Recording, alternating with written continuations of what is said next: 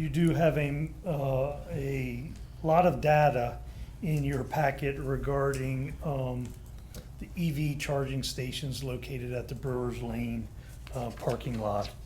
They have been offline for a considerable amount of time at this point, and the proposal that you have, or the request that you have before you this evening, is to enter into a contract with Easy Volts, and they have provided a breakdown of what it takes to swap out the charging stations at the current location with charging stations that will work with their system. We ultimately end up owning and setting the operational parameters of those. They end up managing them and collecting all of the financial information and then providing money back to the town.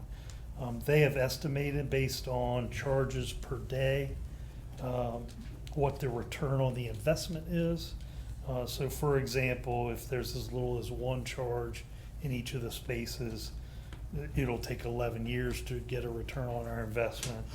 That seems, we'll likely do better than that. Months. Months? This is months? Oh, months. I take that back. It's months. And the medium estimate is 6 months, and then with 3 turnovers of those parking spaces, it's 4 months.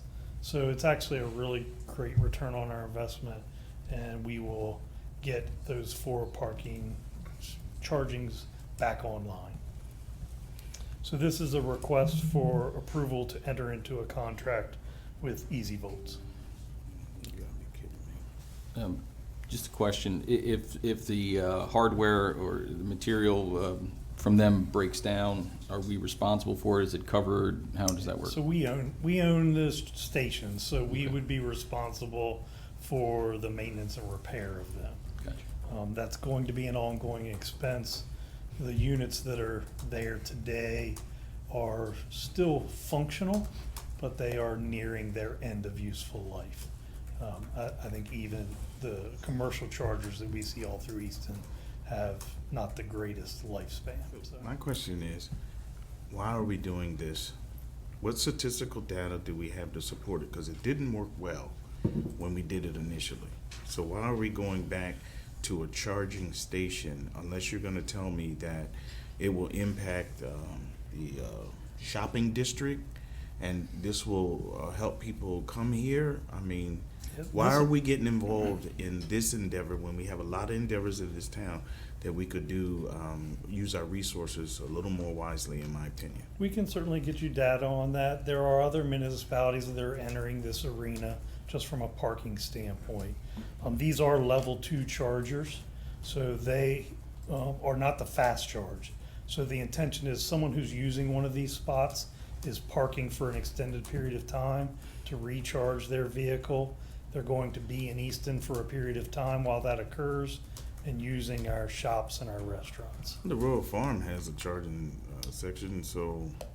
Well, if they want to just speed through Easton, they're going to stop at a Royal Farm or another establishment similar to that and use one of their fast charge stations. I think that I need personally some more data regarding this to justify a charging station, because I'm somewhat dismayed because we had this before and it didn't support. So, I mean, what is different now than